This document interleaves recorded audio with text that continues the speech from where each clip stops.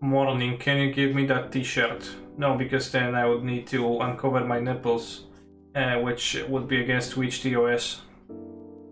Maybe you should turn up the gain on your mic and start breathing heavily to recapture some of his viewers. That's not very nice. I mean, that's somewhat true, but weird hand. Are male nipples against TOS? I think they actually aren't, so it's fine.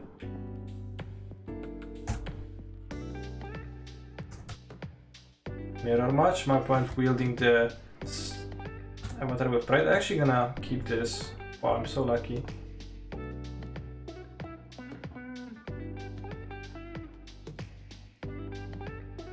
Wow, so lucky. Okay, I'm gonna give one to Bolt, it's fine. I don't think Sprite Dragon is particularly good. I think Bolt is, because I'm gonna have 3 mana for a while.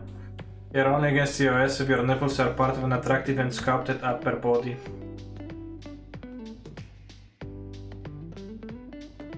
We save. I'm thoroughly convinced the only reason people watch Cap is for remote. That emote is really good, I really like it. Okay, only 4 rounds now.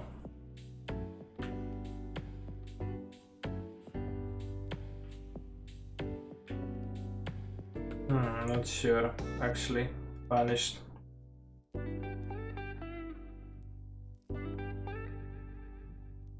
Okay, no mutagenic growth. Rewarded.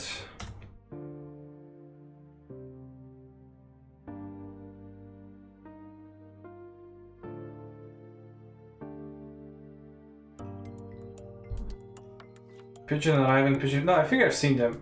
It's just a pigeon arriving and then leaving. So I actually seen those emotes. Yeah, top of the library is very generous, and you might ask, why is it very generous? And I will say, simple. It's because I sculpted it with... no, I haven't run Serum Visions this game yet. Okay, but I'm about to sculpt it with my Serum Visions.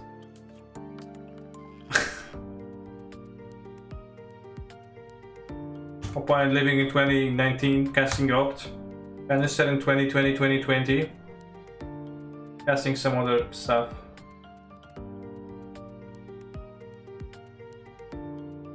Don't forget to make blue. I did. That's fixable. So I guess we Stormwing first.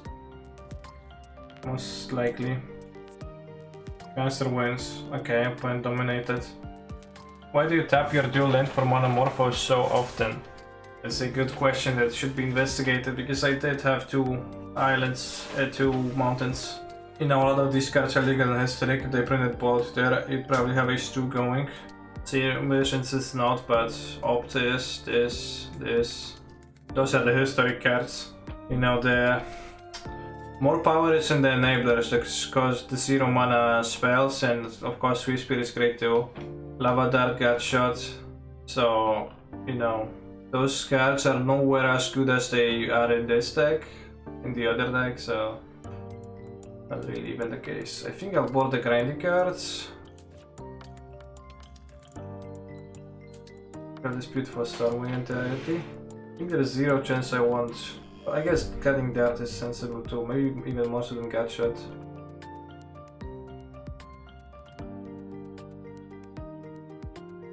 I don't want gas, it's pretty bad. Like, I can't gas Stormwing entirety, I don't want to gas 1-drops. Why you don't have Brazen Borrower? Somebody in my Discord put that reasonably well, and I don't remember what phrasing was used by that person. I can't find it, but in general, there are many cards that I could be playing, and there are many cards that I'm not playing. In fact, there is many more cards that I'm not playing in the history of Magic the Gathering.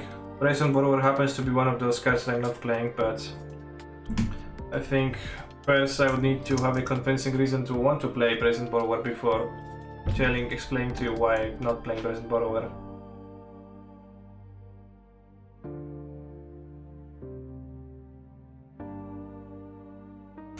Opponent is extremely fearful.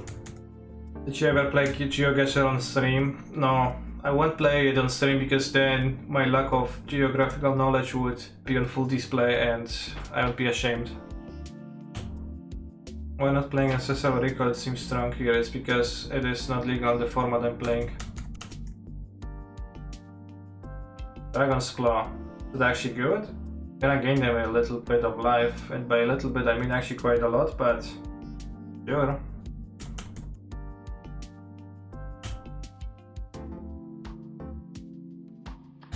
I gain 1. Oh no, it's in May.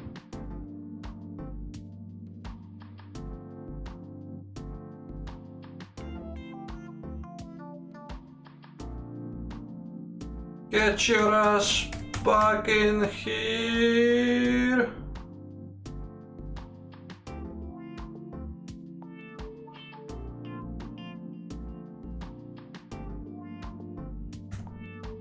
Don't get South America location, that always fucks up your score.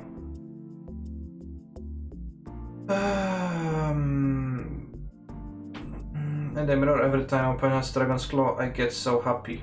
I flame slash their creature and then kill them with a big dragon over a few turns. Okay. I think I'll mana Morphos first and get red. I draw blue then. It's fine. I'll fetch. I play the Siemens on tap then. Otherwise I'll play it tapped. Most likely I'll get to play it tapped, right? If I draw a Storming Entirety then we'll think. Interesting.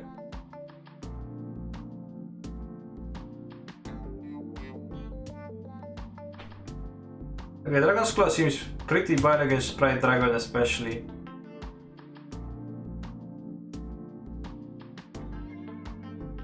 Pay life. Play light up.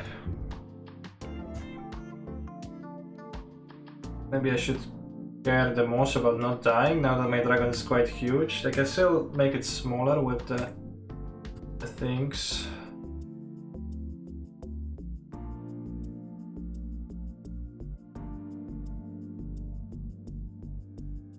Most of my kind of mirror is Soul Scare. True. My list doesn't have Flame Slashes, which should be useful at dealing with all the creatures. Flame Slash sounds like a decent way to spend a sideboard slot. Okay, so they're gonna light up. No, Storming Entirety, that's okay. Well, this is not trivial. Wonder if I should block a creature with a Soul Scar now.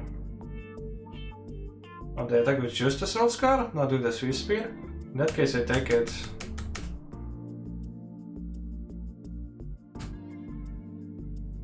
They want to go to 7? Probably fine.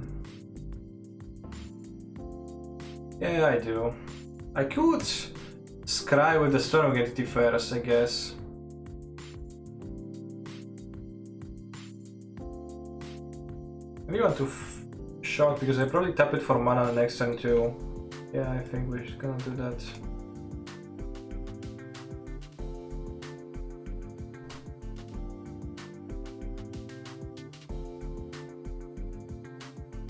Could try to keep the dart in my graveyard.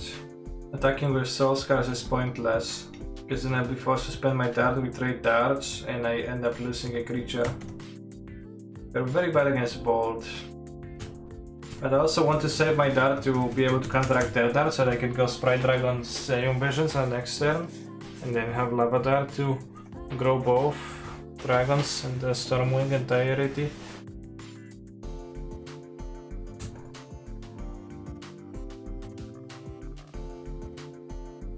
We block because it's very high risk of dying otherwise. Phenomenal. They have a Bulge. Okay, Bolt face. Sure. What's their last card? Storming Entirety, that's good. I think it's better to block Soulscare and Swiftspear because then if they kill Soulscare, it is letting Soulscare die in cold, but kill with what? Did they point a pen spell at Soulscare?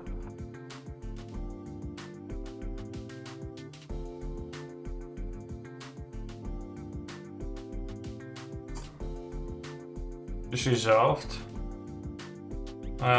Mystical Dispute, pretty timely. Dragon Claw helped my opponent win the race, certainly.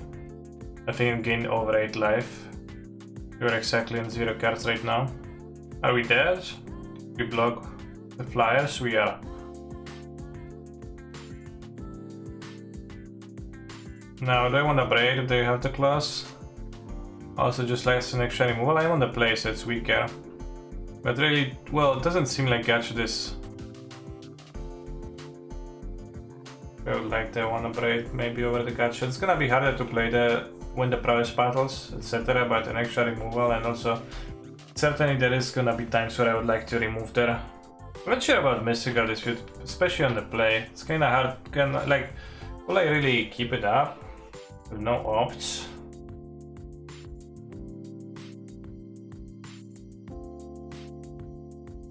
Lower Flame Slash, they kill the dragon, it's even worse for you, I agree. I think I agree. That's a very passive hand. I want to play this into a dart, really. Size of a pixie, rage of a hellkite. Pixie. I'm gonna fetch a dart Steam Vents. You don't play anything. But my hand is not good. If I draw another land, it's gonna be terrible.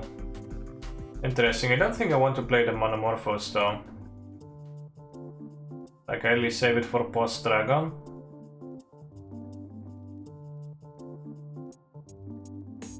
Seems bad to tap out here for my singular creature. Again, because just playing to that untapped mana. Make land drops so far. It's gonna be a passive game. I'll destroy this because Spell Pierce, okay. So that is fine.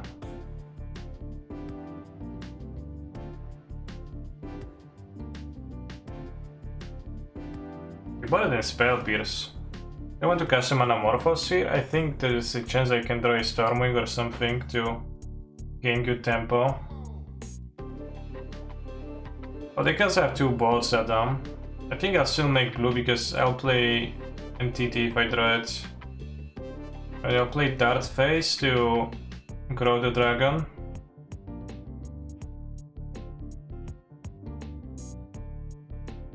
Out of Mutagenic, so you think what I should have double bolted? Well, now if they bolt it, then I can respond with Mutagenic, and I guess if they have a second bolt, then that works. No, it doesn't because of the lava dart, right? Because... okay. We have bolts to deal with that. Make a bigger sprite dragon, faster than they are gonna create one. Ooh! First lightning face. Excuse me? If they have a Mutagenic, then we can untap and bolt it. I don't know, like it probably do, right? Okay. Well, Dragon's Claw is just life gain, so it is medium, definitely.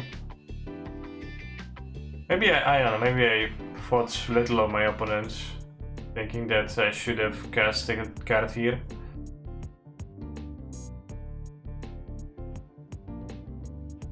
That's the reason to keep the Mutagenic gross. Life total, power bluff. It's not lethal, it's obviously not lethal. It's 14. If I cast 1 Mutagenic, then on the next turn, when it's at 22 life. Yeah, I can also get burned out, although it's kind of hard from 9. Possible I cast 1 Mutagenic, then I attack for 9, my opponent goes to 13, and then I have a 7/7, so it's still not killing them all that quickly. I cast 2 Mutagenics, and this is +6, so that's 11, they go to 11. Then you have a 7/7. Okay, so they had a 7/7 after 1 Mutagenic, but that was not true. I can also draw a Swiftspear, which I would benefit more from the extra Mutagenics. I can draw the Stormwing, which wants me to have a Mutagenic in hand. But I can, you know, make them maybe double bolt this. Why did I play my land with Light Up the Stage being played? Because I'm a noob. I can also draw Monomorphos and then not lose life. Ooh, Vapor Sack. Well then, I'm happy, I'm glad I kept them. find like really boarding in all the cards that seem somewhat plausibly side portable. I thought I can cast this, but obviously I can't.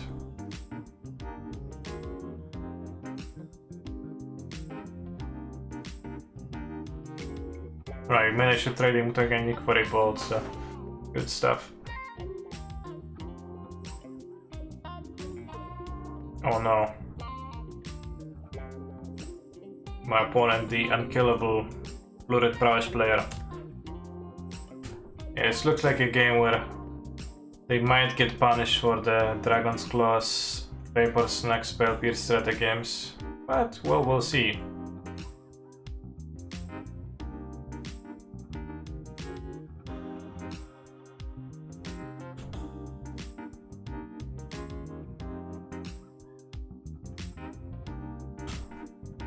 I don't know what they brought out.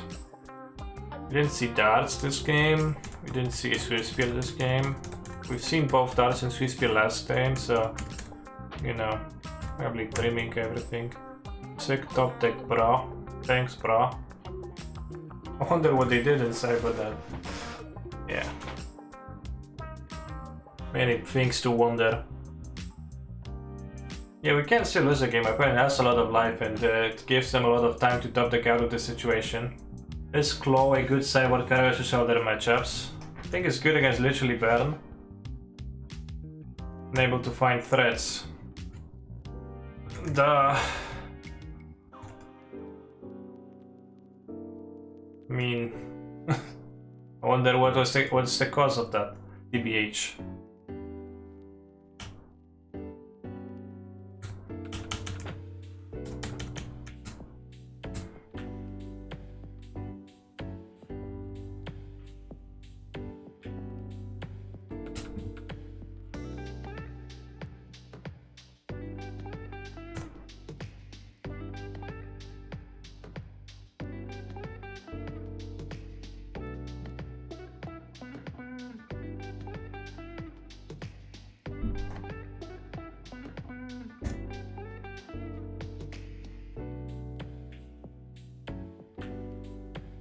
Might have been lethal. 1, 2, 3, 4, 6. They also correctly fetch. Not lethal. Well, +1 from the dart. Because dart deals 3 health still. I never miss lethal twin chat. What I do miss is something in my stomach, so I'm going to stuff my stomach and I'll be back in 2 minutes after I'm done doing that. See you then. Just still pay for events? Yeah, probably. I mean, like changing that would undercut a lot. Lures of the Dream Den, 4 lands. Something like Mana Traders, just an access to all cards. I'll keep. I don't know. Like Lures of the Dream. I guess it might be Hammer and then it's super bad to keep this. But I'm so afraid that I'm gonna get discard spelled and my hand is gonna be bad after a discard spell. So that I'm willing to make my hand bad even without a discard spell to circumvent that. How do you like Prowess so far? I like UR Prowess a lot. Pleasant games, winning, performing game actions, not sideboarding much. Really nice aggro day. Blood Crypt, okay. Misha's Babiola. Yes! Not a removal spell, but a discard spell.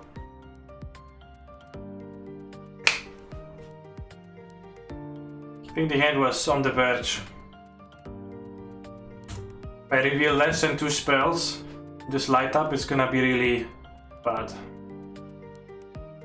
Hand is great. Yes. Lava Dart Lightning Bolt, exactly the spells I wanted.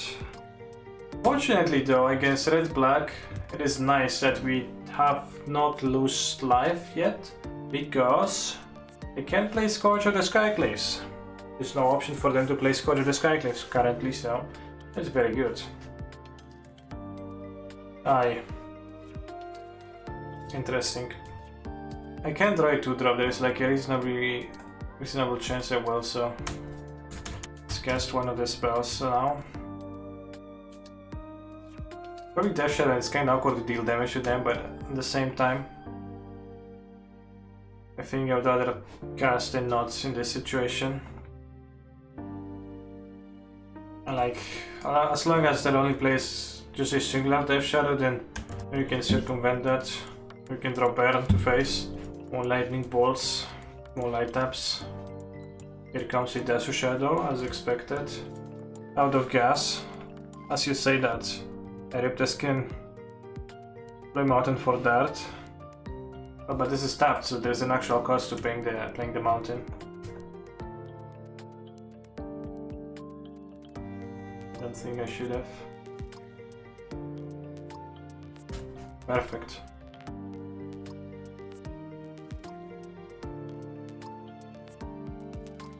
I think we want to draw the board.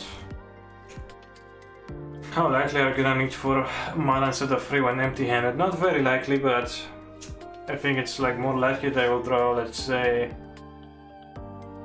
Fiery Islet, cycle it, and then like I end up with the Spirebluff Canal that stops on some later turn where it's crucial, compared to me needing to flashback a Lava Dart in this situation. Because what would need to happen for me to flashback a Lava Dart?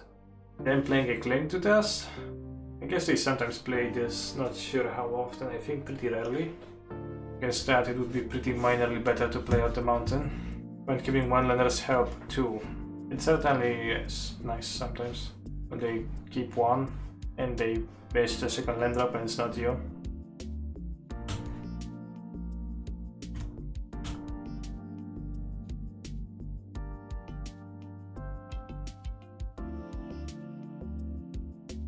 What if it's a draw step but actually don't draw? Then you can't play anything right. I understand. I have no idea what you mean. Let's try Flame Slash here, not sure if it's gonna be great or not.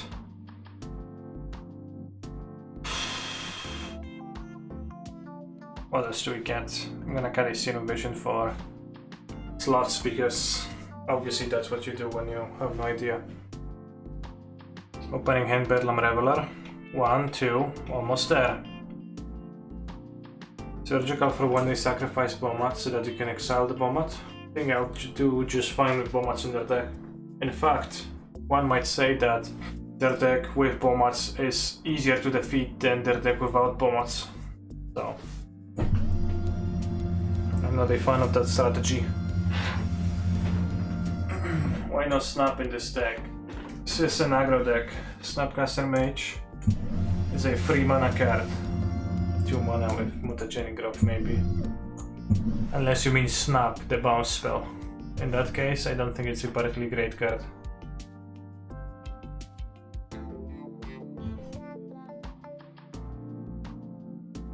I think I play Swiftspear. Damaging them is a dangerous game, but I will just mindlessly attack. And I deal much more damage this way with my Swiftspear. They play Scourge, you can bolt the Scourge too instead of bolting the Swiftspear, which is a small creature, as opposed to the big creatures. Wait, what?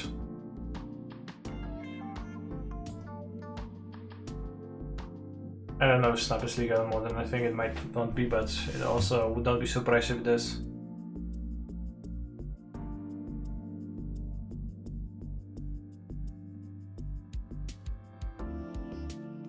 And not suspect a Tarmogoyf in this situation.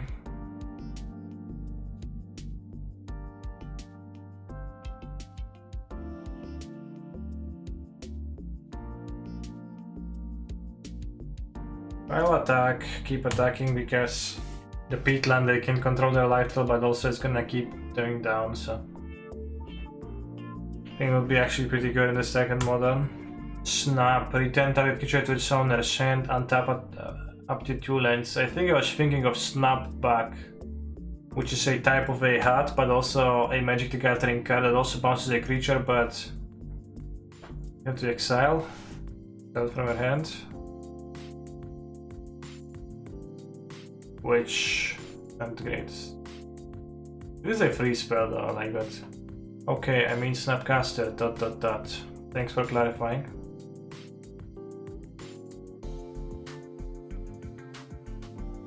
Uh, 1, 2, 3, 4, 5, 6. 7, 8. They would go to... Right, so you're gonna dart face, and then if they don't block, it's gonna be 1, 3, 3, 4, 5, 6, 7, 8, 9. They would go to 1.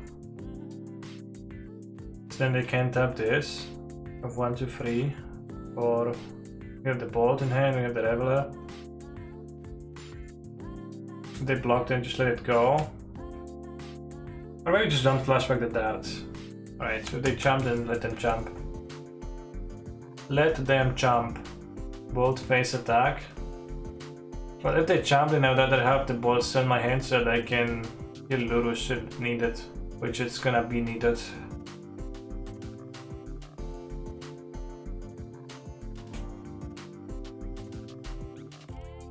I spells in my graveyard so I can bolt and play the Bedlam Reveler next turn too, which is nice stuff. What is your next move, opponent? Dismember. Good chat. Dismember.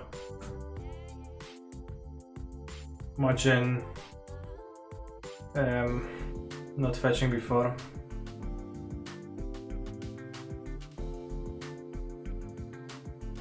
So I'm gonna put the mountain on top so that I draw the Shaman with Reveler. Kinda wonky. That was probably fine. I'll most likely play Lurus here and I'll bolt Lurus. Unfortunately, I was not fast enough, not quick enough. If I was quick enough, I feel like waiting a turn for the Bedlam wasn't worth the extra card. I think it was because it's a lightning bolt against a Lurus that we know about.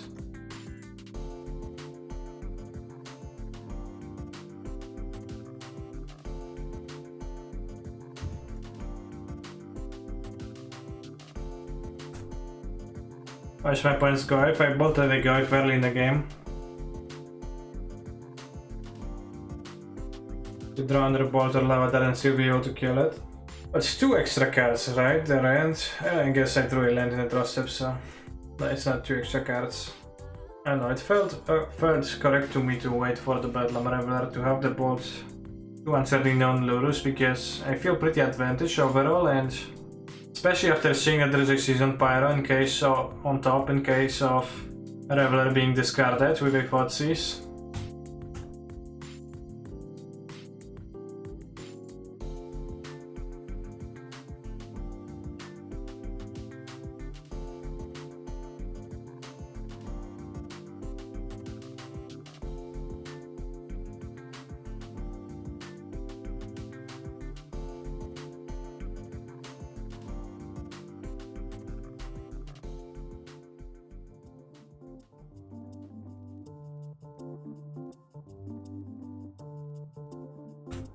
They have a removal for the Sprite Dragon and we're gonna dart the...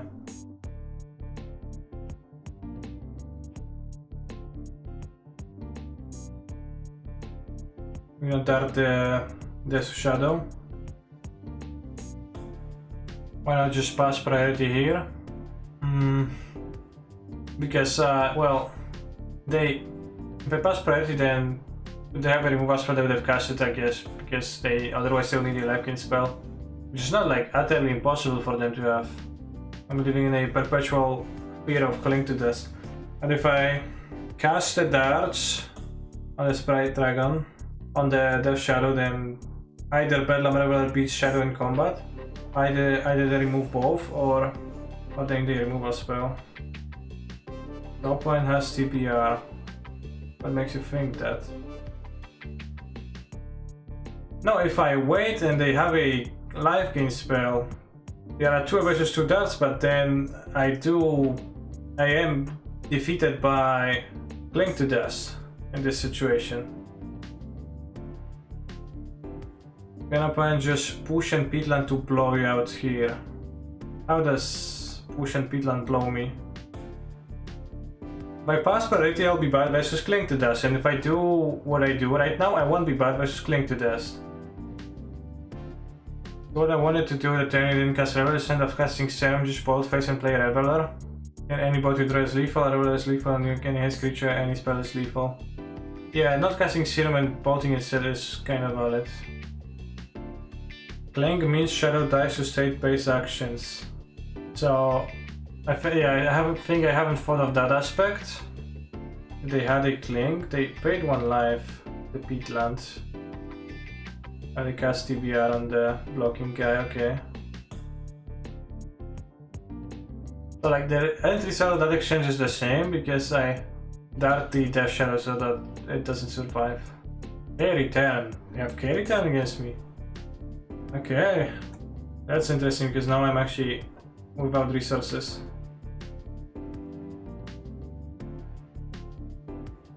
I mean, I have the light up. But here sacrificing the mountain cells, but I would have sacrificed the mountain still, so the end result of what happened so far is the same. I think they are sacrificing the peatland, thinking about what to tap, correctly determining to tap the swamp so that they can have all 3 colors of mana available and play a Tarmogoyf if they draw it. Yeah, Kozilek's Return not necessarily the best card in my deck, but worked out here. Swiftspear, Post Combat, I've seen something. Zero Visions.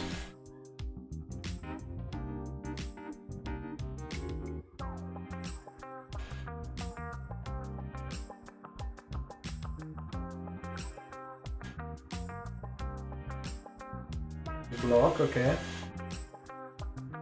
So basically the situation with the darts, whoever acted first shouldn't matter because it ends up being the same if there is no life gain spell involved, if there's a removal spell and or maybe TBR on the shadow. But if they have Cling to Death, I believe that it was better for me not to. Well, it was better for me to play first. That's my belief. After playing Become Immense, it's possible that we get to learn that real soon. Because the shadow, I don't remember exactly, but the shadow was much bigger than. I think creature is worth a lot here.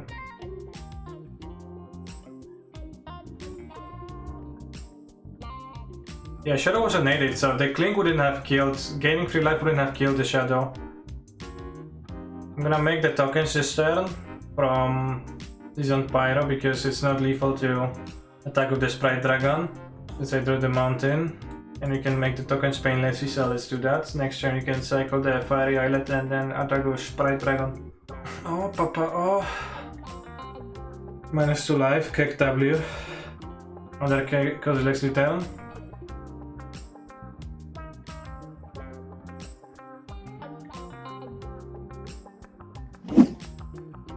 Omega Lul.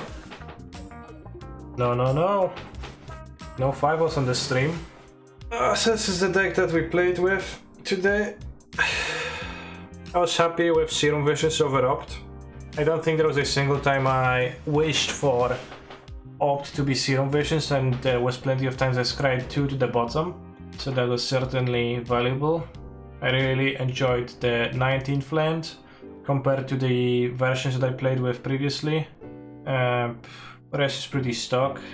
I could see sideboarding more Bedlam Revelers. In the leagues currently I'm playing against so many red-black midrange decks. Not against that many Uro decks actually. And Bedlam Revelers, Seasoned Pyromancers are the cards that shine here. The sideboard in general isn't too great. And I tend not to sideboard many cards in any given match. So could easily free a slot by cutting a Dispute, a Further Extraction, the Cleansing Wildfire, the Flame Slash, whatever. Like the Spell Pierce cards don't matter that much, feels to me. But overall the simple plan of pounding with creatures that get powered up by your spells is pretty effective.